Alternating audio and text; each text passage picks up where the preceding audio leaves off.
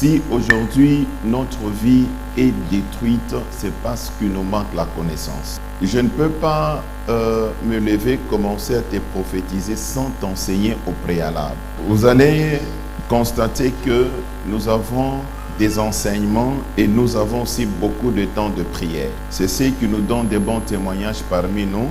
Nous sommes en train de parler sur le pouvoir du sang. Nous allons essayer de retracer le pouvoir du sang.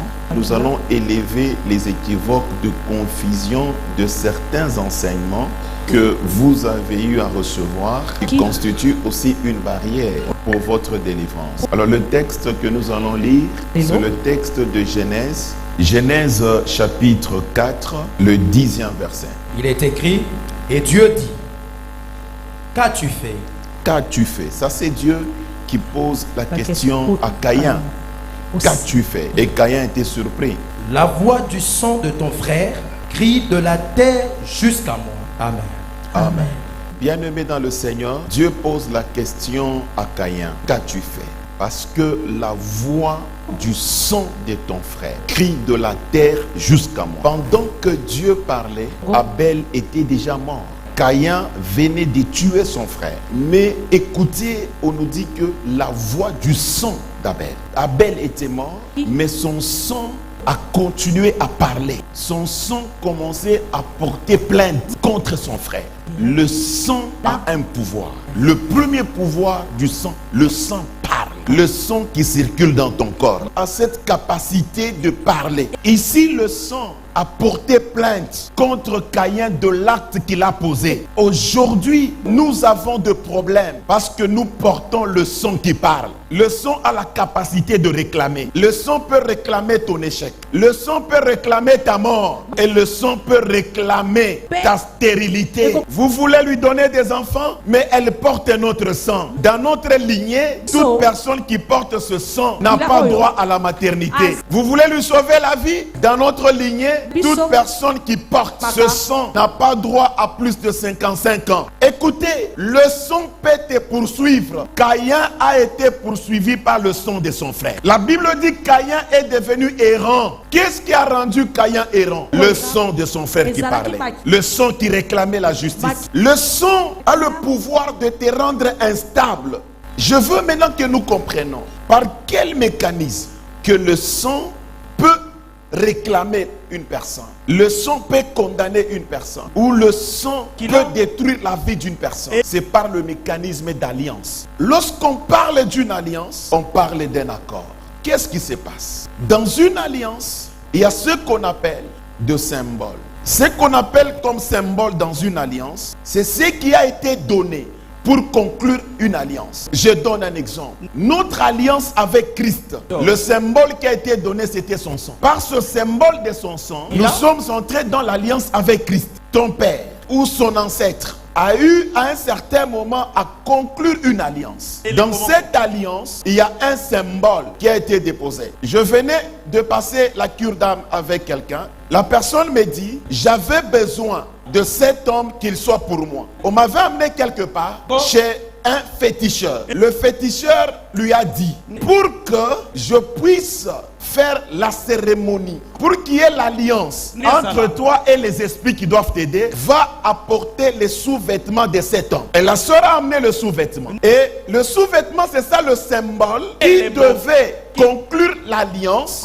entre la sœur et ses esprits pour que ces esprits opèrent en sa faveur. Ces esprits ne pouvaient pas la servir sans que l'alliance soit conclue. Voilà le symbole. Sur chaque alliance ou dans chaque alliance, il y a toujours un symbole. Elle dit, quand j'ai déposé, on m'a dit de commencer à citer, à parler maintenant. Après le symbole, lorsque l'alliance est conclue, il y a maintenant des clauses. Donc, ils doivent s'entendre. Ce que maintenant toi tu vas faire, nous allons t'aider. Mais toi, regarde ce que tu vas faire. On lui a dit, va devant leur parcelle. Commence à dire ça.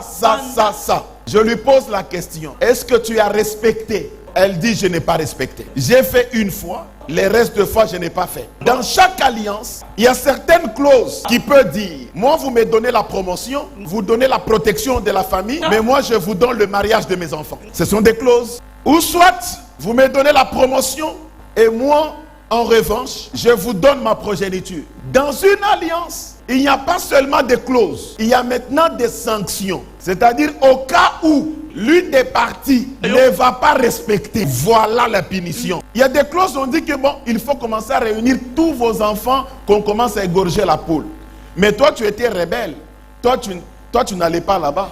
Donc, toi, comme tu étais rebelle, donc tu as dérangé les clauses que ton ancêtre ou ton père avait fait. Il y a des sanctions. Par exemple, si vous ne respectez pas ça, tu seras fou, tu seras folle. Ton premier-né mourra. Regardez Jephthé dans la Bible. Jephthé dit à Dieu, il conclut une alliance avec Dieu. Il lui dit, si tu me donnais la victoire dans ce combat, dès que je vais commencer à rentrer, le premier de mes enfants qui sortira, je vais te l'offrir. Vous voyez ces clauses-là? Et Jephthé était surpris de voir son enfant que lui aimait plus. C'est l'enfant qui est sorti. Ce qui vous détruit aujourd'hui, ce sont les sanctions pour les clauses non respectées dans l'alliance de vos ancêtres et de vos parents. Aujourd'hui, vous avez des problèmes multiples. Pourquoi? C'est parce que vous portez le sang de votre père. Le sang, c'est un héritage générationnel. C'est comme ça en biologie. On dit, tu es de quel groupe? Je suis du groupe O+. Vous allez voir que le O+ va se perpétuer dans le mariage. L'autre là, c'est groupe AB+. Vous aurez des enfants OA, OB, ainsi de suite. Donc le sang, c'est un héritage générationnel. Or la Bible dit l'âme de l'homme est dans le sang. Or ton âme, c'est ça ta personne. Le fait que tu es de cette lignée où les alliances ont été conclues. Il y a des choses peut-être que vous-même vous avez fait. Il y a des choses que vous n'avez pas fait. Mais vous héritez ça par le lien de sang. Ce que vous vivez aujourd'hui, c'est ce qu'on appelle réclamation héréditaire. Réclamation, ce sont des vives protestations diaboliques. Donc chaque fois, on vous empêche de vivre les bonheurs que le ciel vous a réservés. Le ciel nous a réservé beaucoup de bonheurs. Est-ce que nous les vivons? Pourquoi on ne le vit pas? C'est parce qu'il y a des réclamations qui disent que le sang qui est là, c'est notre sang qui est en alliance. Et aujourd'hui, tu ne sais pas vivre le bonheur que le ciel t'a réservé. Les réclamations, ce sont des barrières invisibles. Tu cherches à avancer, tu ne vois pas ce qui te retient. Tu sens vraiment un blocage. Tu sens qu'il y a une force qui refuse que tu avances. Les réclamations se lèvent contre elle, qui se lèvent. Tu vois déjà le bonheur est en face de toi. On te promet, viens au rendez-vous demain. Mais arrivé à 1h du rendez-vous, un vent contraire se lève. Il y a certaines personnes, je peux dire le rendez-vous à 12h. Mais tellement que tu es réclamé, ce jour-là, un embouteillage exagéré pour toi. Pour que tu n'arrives toujours pas. Les réclamations, c'est la tempête qui détruit tout sur ton passage. Tout ce que tu bâtis, la tempête ravage. Tu peux commencer une relation, la tempête vient. Tu portes une grossesse, la tempête vient, emporte avortement. Tu commences un boulot, la tempête se lève, sans raison valable. Le travail fini. Tu te maries, la tempête vient. On arrache. L'homme, il fait l'accident et puis c'est fini. Quel que soit ton niveau spirituel, il faut faire attention. On nous a très mal enseigné en nous disant que Jésus a tout accompli à la croix. Que les réclamations n'existent plus. C'est déjà fini. Nous disons oui. Alors pourquoi toi tu as un problème de stérilité? Pourquoi toi tout ne marche pas? Pourquoi tu n'as pas la joie? Tous les jours tu es à l'église, n'est-ce pas? Jésus a tout accompli. Évitons du théâtre. Comprenons notre mission. Galates chapitre 3, verset 13. La Bible dit ceci. Christ est venu nous sauver de la malédiction de la loi. On ne dit pas de la malédiction des lois, on dit de la loi. Or, il n'y a pas seulement une seule loi, il y a plusieurs lois qui existent. Mais Christ nous a libérés de la malédiction de la loi. C'est quelle loi? C'est la loi du péché. Christ nous a donné le salut. Le salut que Christ nous a donné, c'était pour que nous imposons maintenant notre royauté. Comment est-ce que nous les chrétiens, nous vendons nos cerveaux? Oh, Christ a tout fait. Lui-même qui te dit que Christ a tout fait, c'est un pasteur escroc.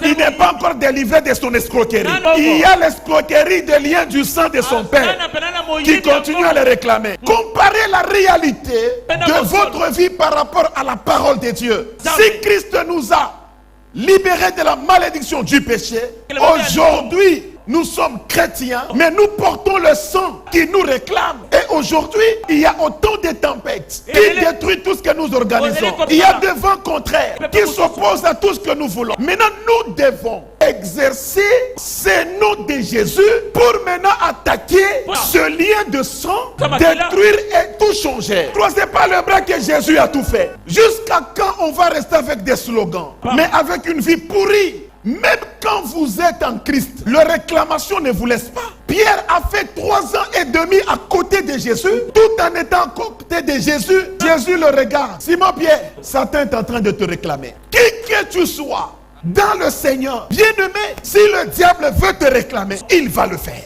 Pierre était à côté de Jésus. Lui-même ne savait même pas qu'il était réclamé. Et on le réclamait pour les cribler. Combien de gens qui sont morts dans le Seigneur avant le temps? La sorcellerie les a mangés. Tu chantes, la sorcellerie te mange. Tu donnes la dîme à l'église, demain tu es révoqué au travail. Aujourd'hui, le lien du sang nous réclame. Comme le sang d'Abel a réclamé nos pères, nos ancêtres. Aujourd'hui, ce sang nous trahit. Il n'y a pas seulement le sang de nos pères ou de nos ancêtres que nous portons. En nous, il y a beaucoup de mélange de sang. Il y a de canaux ou de voies que le diable utilise pour contracter le lien des alliances par le sang. Il y en a 5, mais je vais parler d'une seule. Les relations sexuelles sont les lieux par excellence des alliances par le sang. Aujourd'hui, si tu te regardes, combien de fois tu as eu des relations sexuelles? Vous savez, le sexe est une alliance très puissante. Une alliance de sang, je vous dis, très, très puissante. Quand vous avez des relations sexuelles, là, il y a une connexion directe de sang. On se pose des questions que j'ai pris des années, mais ma vie ne change pas. Regarde les charges des alliances par le sang que tu portes. L'homme avec lequel tu as de relations sexuelles, il vient avec ces malédictions du sang. Toi aussi, tu viens de ton côté. La malédiction qui court dans la lignée de l'un d'entre vous, elle commencera à vous affecter vous deux. Tu as des relations avec un sorcier ou une sorcière, des relations sexuelles. Il a déjà de liens avec la sorcellerie dans son sang. Mais il te transporte des choses. Il te transfère. 1 Corinthiens chapitre 6, verset 16. La Bible dit, ne savez-vous pas que celui qui s'unit à une prostituée est un avec elle de corps. Le sang se trouve où? On ne dit pas d'esprit, on dit le corps. Quand on dit celui qui s'unit à une prostituée, là on donne l'état d'âme de la personne. Or, l'âme est dans le sang. On dit vous devenez un corps. Tu as couché avec qui? Parce que tu ne connais pas la lignée du sang de ton partenaire. Ton partenaire fait partie de quelle lignée du sang? C'est comme ça qu'il y a des hommes, quand ils marient une femme, la femme doit mourir, doit décéder. Donc, toi aussi tu le vois, il vient, tu dis un beau gars, tu vas là-bas, c'est ta mort. Toi aussi tu viens, c'est ta mort. Il est dans une lignée de sang bien-aimé qui réclame la vie de femme. Il y a des hommes que tu le rencontres, c'est fini, tu t'appauvris. Il y a des femmes aussi, tu les rencontres, c'est fini. Une fois que vous avez des relations sexuelles, tu es dans une lignée de sang où on a déjà limité la vie des gens. Tu avais ta pleine vie parce que tu as eu des relations sexuelles. Oh voilà, tu es entré dans cette alliance. Aujourd'hui, tu as un problème de tête, tu as un problème de cœur, un problème de diabète, un problème de ceci, de cela. Par le sexe, dans cette alliance de sang, on t'a ravi ta couronne. À cause du sang, il y a eu le rapport sexuel, les relations sexuelles. Directement, tu as reçu le sang. Toi aussi, tu as donné le sang. Mais la lignée de ce sang-là, son pouvoir, c'est de ravir les couronnes des gens. Tu étais quelqu'un qui était haut placé, qui régnait. Tu avais ton étoile. Tout était bien, mais tu as perdu ton trône. Otikali Mutupamba. Il y a des gens à qui on a arraché leur grâce. Tu étais un monsieur de beaucoup de chance. Tu étais une dame de beaucoup de chance. Non, vous la laissez pleurer. Ça fait mal pour elle. Peut-être. Le sang t'a enterré vivant. Regarde, tu es un vivant enterré. Tout est par terre. La connexion de sang par les relations sexuelles. Le sang passe. C'est comme ça que Vous voyez, même le VIH, il est transféré par le contact sexuel, le sang. Donc le contact sexuel, c'est un moyen. Beaucoup de maladies virales qui sont dans le sang, c'est par les relations. Il n'y a pas seulement les virus qui passent, mais il y a les esprits qui passent. C'est ainsi que la Bible dit, vous devenez, vous faites un seul corps. C'est comme ça que moi je bénis un mariage. Après quoi, j'ai soumis le couple à la délivrance. Parce que vous venez mélanger le sang. Faites très attention. Je parle de relations sexuelles dans le temps normal. Parlons de la rupture de l'hymen. Quand il y a rupture de l'hymen, il y a le sang qui se mélange directement. Qui tu as déviergé, qui t'avait déviergé. C'est comme ça que les gens connaissant les conséquences, vous allez voir, il y a certaines personnes qui disent que non, il faut seulement épouser une femme vierge pour limiter un peu les dégâts de combat. Quand il y a rupture de l'hymen, il y a le sang. Le sexe est baigné dans le sang. Directement un transfert. Il est où? Le responsable de la rupture de ton hymen. Il était dans quelle lignée de sang? Même celle aussi que toi-même. Tu avais rupturé l'hymen. Elle était dans quelle lignée de sang? Et ça, c'est la première voie. Parce que par l'accouchement aussi. Vous savez, à chaque fois, après l'accouchement, on fait la délivrance du placenta.